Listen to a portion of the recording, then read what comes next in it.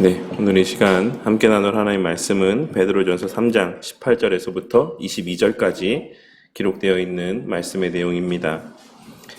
우리는 계속해서 이 베드로전서의 말씀의 내용을 통하여서 그리스도인의 세상 속에서 구별된 삶을 살아가는 것에 대하여 함께 살펴보는 가운데 있습니다. 그리고 오늘 말씀은 그러한 구별된 삶의 궁극의 목적이 무엇인가를 밝혀주고 있는 내용이라고 할 수가 있습니다. 오늘 말씀의 시작 부분에는 한글 번역 성경에는 기록이 되어 있지 않지만 원문에는 왜냐하면이라는 접속사가 기록이 되어 있습니다. 그러니 우리는 오늘 우리가 함께 나눌 이 18절 이하의 말씀의 내용이 17절까지에 기록되어 있는 권면의 말씀의 이유인 것을 확인할 수가 있는 것입니다. 그렇다면 우리는 지난 시간까지 그 가운데 특별히 지난 시간에 어떤 말씀의 내용을 함께 살펴보았습니까?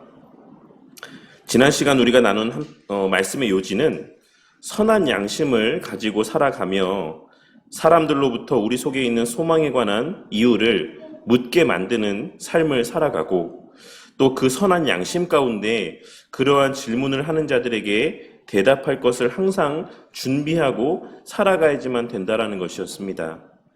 그리고 그 준비의 과정은 언제나 온유함과 하나님을 경외함의 마음 가운데 행하여야지만 되는 것이다라고 하는 사실을 우리는 지난 시간에 함께 생각해 보았던 것입니다. 그리고 저는 개인적으로 여기서 베드로 사도가 대답할 것이라고 표현하고 있는 것, 그러니까 너희들이 꼭 준비해야지만 된다라고 이야기할 때 언급했던 이 대답할 것이라고 번역된 이 표현에 해당되는 내용들이 단순히 어떤 우리의 입술로 증거되어지는 말만을 의미하는 것은 아니다라고 생각을 합니다. 이에 대해서 WBC 주석 가운데서는 다음과 같이 설명을 하고 있습니다. 이는 베드로가 그의 독자들이 이방 사회 속에서 그리스도를 위하여 살아간다라고 하는 것을 매일매일 재판을 받고 있는 것으로 보고 있다는 것을 시사해 준다. 그러니 이는 이러한 주석의 내용들을 좀 다방면에서 좀 생각해 보았을 때 이것이 말로만이 아닌 그들의 삶으로 그들이 믿는 바가 무엇인지를 매일같이 드러내고 증거하는 삶을 살 것을 권면하고 있는 말씀으로 이해할 수 있는 것이다라고 할 수 있는 것입니다. 그리고 그 구체적인 목적에 대해서 베드로 사도는 왜냐하면이라고 시작하고 있는 오늘 이 18절 이하의 말씀을 통해서 증거하고 있는 것입니다. 그렇다면 오늘 말씀에서 우리가 주목해 보아야 될 표현들은 무엇이겠습니까? 그것은 크게 두 가지로, 첫째는 예수님께서 나타내 보이신 모범이 무엇이었는지를 주목해 보아야지만 되고, 둘째로는 예수님께서 행하신 일의 결과가 무엇인지를 또 우리는 오늘 말씀 가운데서 주목해 보아야 될 것입니다. 그러니 오늘 말씀은 예수님께서 모범이 되셨으니 그와 같이 우리도 선을 위하여 고난받는 삶을 살아야지만 되고, 예수님께서 행하신 일의 결과로 그 일을 행할 수 있게 되었으니 우리도 예수님과 같이 선을 위하여 고난을 기꺼이 감내하는 삶을 살아야지만 된다는 것을 말씀하고 있는 것이고, 선을 위하여 고난을 받는 삶의 구체적인 모습이 무엇인지에 대해서 19절과 20절 오늘 전체 이 말씀의 내용을 통해 분명하게 증거하고 있는 것입니다. 그리고 그 가운데 우리가 쉽게 이해할 수 없는 여러 난해한 말씀들이 오늘 말씀 가운데 등장하고 있습니다. 오늘 말씀은 큰 틀에서는, 그러니까 이 전체의 문장의 내용, 문맥의 내용들 가운데서는 이 말씀이 무엇을 말하고 있는 것이다 라고 하는 것을 이해하는 것이 그렇게 어렵지 않은 말씀의 내용이긴 한데, 그 과정에서 베드로 사도가 언급하고 있는 이 말씀 한 절 한 절에 담긴 내용들은 이 내용이 정확하게 무엇을 의미하는지 이해하기가 정말 쉽지 않은, 그러니까 지금까지도 성경 해석에 있어서 난제로 남아있는 말씀들 가운데, 몇 안 되는 말씀들 가운데 한 부분이라고 할 수 있는 그런 내용들이 기록되어 있는 본문의 말씀입니다. 그 가운데 큰 틀에서의 해석을 중심으로 이제 나머지 세세한 부분의 내용들까지 좀 간략하게나마 이 시간 함께 살펴보는 시간을 갖도록 하겠습니다. 먼저 베드로 사도는 18절에 기록된 말씀에서와 같이 예수님께서 우리의 대속을 위한 대제사장이 되어 그 스스로를 대속 제물로 드리심으로 죽으심의 이유가 무엇인지를 분명하게 밝히고 있습니다. 베드로 사도는 그 목적에 대해서 이야기하기를 우리를 하나님 앞으로 인도하려 하심이라 라고 그 목적을 이야기하고 있는데, 이는 앞선 2장 25절에 기록된 말씀과의 연장선상에서의 말씀으로 그 말씀을 인용하자면, 그러니까 2장 25절의 말씀을 인용해서 오늘 말씀의 내용을 한번 보자면, 예수님께서는 양과 같이 길을 잃었던 우리들을 우리 영혼의 목자와 감독 되신 하나님께 돌아오게 하시기 위해 십자가에 달려 죽으신 것이고, 그 죽으심의 결과 우리는 그 하나님 앞으로 돌아오게 되었다라고 할 수가 있는 것입니다. 그리고 그 하나님 앞에 돌아오게 되었다. 이제 하나님 앞에서 살게 되었다. 목자와 감독 되신 그 하나님과 함께 살게 되었다라고 하는 것은 이와 같은 말씀에 언급하고 있는 바에 근거하여서 이제 우리는 성령 하나님의 조명하여 주심의 은혜 가운데, 그리고 감동의 은혜 가운데 길을 잃은 자로서의 삶이 아닌 무엇이 옳은 일인지 그렇지 않은 일인지, 무엇이 옳고 무엇이 그른 일인지를 분명하게 알게 됨 가운데 우리 삶의 목적과 존재 목적이 무엇인지를 분명하게 깨닫고 하나님 앞에서 그 목적을 위한 신전 인격자의 삶을 살아갈 수 있게 되었다라는 것을 의미한다라고 할 수 있습니다. 그렇기에 베드로 사도는 우리가 지난 시간에 나눈 말씀에서 선한 양심에 대해서 언급했던 것처럼, 우리가 함께 그 내용을 접했던 것처럼 베드로 사도는 이 선한 양심에 대해서 말씀하고 있는 것이다라고 할 수 있는 것입니다. 그렇다면 그와 같은 선한 양심 가운데, 그 삶에서의 영적인 분별력 가운데, 옳고 그름을 분별할 수 있는 안목 가운데 살아갈 수 있는 은혜를 주신 그 궁극의 목적은 무엇이겠습니까? 그것은 바로 19절에 기록된 말씀에서와 같이 예수님께서 그러하셨던 것처럼 예수 그리스도의 구속의 성취를 선포케 하시기 위함이자, 그 복음 선포의 과정을 통해 하나님의 택하신 자들을 구원하시기 위함이라고 할 수 있는 것입니다. 사실 18절 말씀에서 말하고 있는 육체로는 죽임을 당하시고 영으로는 살리심을 받으셨으니 라는 말씀과 19절에 기록된 그가 또한 영으로 가서 옥에 있는 영들에게 선포하시니라 라고 하는 이 말씀은 이 의미가 정확히 무엇을 의미하고 있는 것인지 아직까지도 분명하게 확언할 수 없는, 그러니까 여러 학자들의 저마다의 견해들이 있긴 하지만 사실 무엇이 정말 가장 합리적이고 옳은 견해인지 라고 하는 것을 우리가 정확하게 단언할 수 없는 난제에 속해 있는 표현이라고 할 수 있습니다. 어떤 사람들은 이를 예수님께서 죽어 그 육신이 무덤에 머무르시는 기간 동안 그 영은 여전히 살아서 지옥에 내려가 복음을 전하고 또한 최후의 승리를 선포하신 것을 의미하는 것이다 라고 해석을 하는 사람들도 있습니다. 그리고 이러한 해석을 지지하고 또 주장하는 대표적인 사람들이 바로 로만 카톨릭입니다. 왜냐하면 그들에게는 연옥이라고 하는 사상이 있고 죽음 이후에도 죽은 자들을 위한 기도를 할 수 있는 어떤 여지들이 있기 때문에 그러한 말씀들의 근거가, 그러한 그들의 행위의 근거가 오늘 말씀의 이 내용들이 되고 있다라고 할 수가 있는 것입니다. 하지만 우리는 성경 말씀의 근거에서 예수님께서 육신으로 죽음을 맞이하신 이후에 그 즉시 하나님의 영광의 자리로 올라가셨다라는 사실을 잘 알고 있습니다. 그것을 어떻게 알 수 있죠?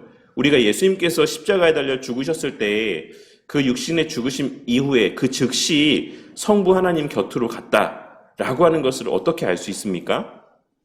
예전에도 여러 차례 말씀드렸던 것처럼 예수님께서 한편 강도를 향해서 말씀하셨죠. 네가 오늘 나와 함께 낙원에 있으리라 라고 말씀하셨습니다. 그러니까 예수님의 죽으심 이후에 예수님의 그 영혼은 낙원이라고 예수님께서 말씀하셨던 그 천국에 하나님 곁으로 가셨다라고 하는 것을 알 수가 있는 것입니다. 로만 카톨릭에서는 이 낙원이라고 하는 장소를 또 별도의 장소라고 해석을 하기도 하지만, 그렇다라고 하더라도 우리는 장소가 지옥이었을 것이다. 지옥에 내려가서 이제 예수님께서 복음을 또 승리를 선언하고 선포하셨을 것이다라고 해석하기에는 조금 무리가 있다라고 할 수가 있는 것입니다.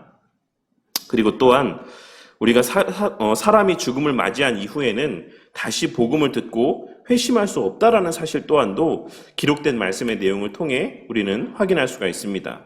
대표적으로 또 부자와 나사로에 관한 예수님의 말씀을 통해서도 우리가 확인할 수 있는 것처럼 한 번 죽음을 맞이한 이후에는 그 왕래도 있을 수 없고 거기에서 다시금 복음을 듣고 회심할 수 있는 여지가 남아있지 않다라고 하는 것을 우리는 잘 알고 있는 것입니다. 그러니 이는 예수님께서 옥에 있는 영들, 즉 주를 믿지 않고 죽은 사람들의 영혼과 또한 장차 그 옥에 영원히 갇히게 될 하나님을 대적하는 영적인 세력들에게 최후 승리를 선언하셨다 라고 하는 것을 의미하는 것이다라고 해석을 하는 것이 성경 전체의 내용들을 종합적으로 고려해 보았을 때 가장 합당한 해석이라고 할 수가 있는 것입니다. 물론 여기에도 또 여러 가지 이의를 제기할 만한 또 많은 또 내용들이 있긴 하죠. 그래도 그나마 이러한 해석이 우리가 이해하기에 가장 합당한 성경적 해석이다라고 할 수가 있는 것입니다. 그리고 그들은 어떤 사람들인지에 대해서 언급을 하며 노아의 때에 있었던 일에 대해서 하나님께서 베드로 사도를 통해 증거하고 있으신데 우리는 오늘 말씀을 통해 노아가 방주를 짓는 일들을 하며 세상의 홍수에 대해서 증거했을 것이고 그들의 회개와 하나님께 돌아올 것에 대한 내용들을 촉구했을 것이다라고 하는 사실을 확인할 수가 있습니다. 그렇게 하나님께서는 베드로 사도를 통해서 그들에 대해서 말씀을 하며 하나님이 오래 참고 기다리실 때에 복종하지 아니하던 자들이라고 말씀을 하고 있으신 것입니다. 그러니까 노아는 그냥 조용히 혼자 방주만을 짓고 있었던 것이 아니라 그 방주를 짓는 행위와 동시에 하나님의 내리실 심판에 대한 것들을 그리고 방주에 타야지만 살 수 있을 것이다라고 하는 사실을 사람들에게 증거했을 것이다라는 사실을 확인할 수가 있는 것입니다. 그리고 이어서 하나님께서 오래 참고 기다리시며 노아를 통해 복음을 전하셨지만 결국 그 결과로 구원의 은혜를 받아 누렸던 사람들은 오직 노아의 가족 8명 뿐이었다라는 사실을 언급하시므로 여전히 세상 가운데 복음에 반응하는 자들은 지극히 적을 것이다라고 하는 사실을 다시 한번 이 극단적인 예를 통해 주지시켜주고 있는 것이다라고 할 수 있습니다.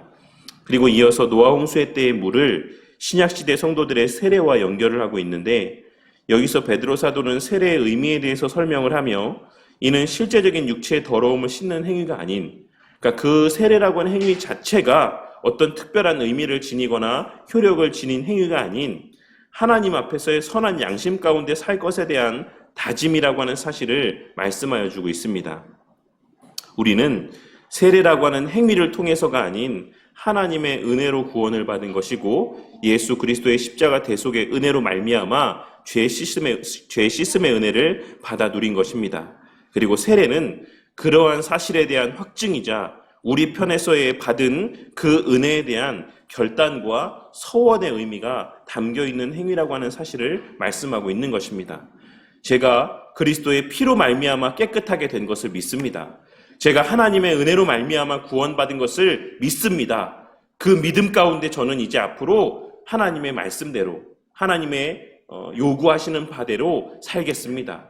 하나님께서 하라고 하신 것을 하고 하지 말라 하신 것을 하지 않는 정말 선한 양심 가운데 분별력 있는 하나님께서 기뻐하시는 삶을 살겠습니다. 라고 하는 결단과 다짐의 의미가 세례 가운데 담겨 있다. 라고 하는 것을 말씀하고 있는 것입니다. 그리고 마지막으로 그 예수님께서는 지금 이 순간에도 여전히 하늘에 있는 하나님 보좌 우편에서 하나님으로서의 권능 가운데 계심을 말씀하며 오늘 말씀을 끝맺음하고 있는 것입니다. 오늘 말씀은 그 내용 가운데 해석하기 어려운 내용들이 담겨 있긴 하지만 앞서 말씀을 드렸던 것처럼 그 전체적인 맥락에서의 내용을 이해함에 있어서는 그리 난해하지 않은 말씀의 내용이라고 할 수 있습니다. 베드로 사도는 오늘 말씀을 통해 예수님께서 단번에 죽으심으로 우리를 하나님 앞에서의 살아있는 자들이 되게 하셨다라고 하는 사실을 말씀하고 있습니다. 이제 우리는 영적인 분별력 가운데 우리가 바라보아야 될 것이 무엇이고 우리가 행해야 될 것이 무엇이고 우리가 하지 말아야 될 것이 무엇인지를 분별할 수 있는 영적인 새로운 생명 가운데 살아있는 자들이 되게 하셨다라는 것을 말씀하고 있는 것입니다. 그리고 그로 말미암아 살아난 우리의 삶이라고 하는 것은 본질적으로는 예수님께서 그 살아나심으로 예수님의 최후 승리를 선포하셨던 것처럼 세상 속에서의 하나님의 구속 역사의 성취를 증거하는 수단이 되는 것임을 말씀하고 있는 것이라고 할 수 있는 것입니다. 이제 우리의 삶이라고 하는 것은 거듭난 자의 삶, 그리스도인의 삶이라고 하는 것은 우리 개인의 삶으로 끝나는 것이 아니라 하나님의 영광과 관계된 삶이며 예수 그리스도의 성취하신 구속 역사와 관계된 삶이라고 하는 사실을 오늘 말씀을 통해 바울 사도는 증거하고 있는 것이고 우리는 그 사실을 오늘 말씀을 통해 깨달을 수 있어야지만 된다라는 것입니다. 우리가 흔히 자식의 잘못은 그 부모의 얼굴에 먹칠을 하는 것이다라고 이야기를 합니다. 그와 마찬가지로 하나님 앞에서의 삶, 그리스도께 속한 삶을 살게 된 세상 사람들이 가리켜서 그리스도인이라 부르는 우리의 그 삶이라고 하는 것은 우리의 그 일거수일투족이라고 하는 것은 하나님의 영광을 드러내고 예수 그리스도의 행하신 바를 선포하는 수단이 되는 것임을 기억하고 언제나 선한 양심 가운데 하나님 앞에서의 삶을 살아가기 위해 애쓰는 자들이 되어야만 하는 것입니다. 만일 우리가 정말 그리스도인다운 삶을 살지 못한다라고 하면 세상 사람들은 무엇을 생각하겠습니까? 하나님이 정말 살아 계시냐? 예수님이 정말 하나님이냐? 예수님이 십자가에 달리셔서 죽으심으로 말미암아 일어난 일의 결과가 무엇이냐? 정말 예수님이 십자가에 달려 죽으신 것이냐? 예수님이 정말 다시 살아난 것이냐? 예수님의 다시 오실 재림이 정말 분명한 것이냐? 천국과 지옥이 정말 존재하는 것이냐? 라고 하는 것에 대한 의문을 품게 될 것이 분명합니다. 우리가 거듭난 자로서의 삶을 살아가지 않는 것은 그냥 내 개인의 신앙의 문제로 끝나는 것이 아니라 여전히 세상 가운데 살아가며 하나님의 살아계심을 의심하는 자들로 하여금 그들의 의심을 더욱더 공고하게 해주는, 하나님의 행하신 일들이 거짓된 일이다라고 하는 그 마음들을 더욱더 굳게 갖게 만드는 그와 같은 결과로 이어지게 될 것이다라고 하는 사실을 우리는 오늘 말씀을 통해 발견하고 깨달을 수 있어야지만 된다라는 것입니다. 그리고 베드로 사도가 그와 같은 그리스도인으로서의 변화된 삶을 그토록 강조하고 있는 궁극의 목적은 노아 때의 노아의 삶이 그러했던 것처럼 하나님의 택하신 자들을 방주로 불러 모으고 하나님의 구속 역사를 완성하시기 위함입니다. 하나님께서는 노아의 때에 노아를 사용하셨던 것처럼 오늘날 이 시대에는 우리를 사용하셔서 당시에 방주가 의미했던 교회를 세워가게 하시고 그 과정에서 우리의 입술로 선포하는 복음으로만이 아니라 하나님 앞에서의 우리의 삶을 사용하셔서 여전히 남아있는 하나님의 구원하실 자들을 구원하고자 하시는 것입니다. 하지만 거기에 더하여서 우리가 또한 기억해야 되는 것은 그 복음에 반응하는 자들이 지극히 적을 것이다라는 사실입니다. 그 과정에서 우리는 노아 때의 노아가 그러했던 것처럼 사람들의 무관심과 조롱을 받게 될 것이고 또한 우리 믿음의 선배들이 그러했던 것처럼 세상의 핍박과 또 고난을 경험하게 될 수도 있을 것입니다.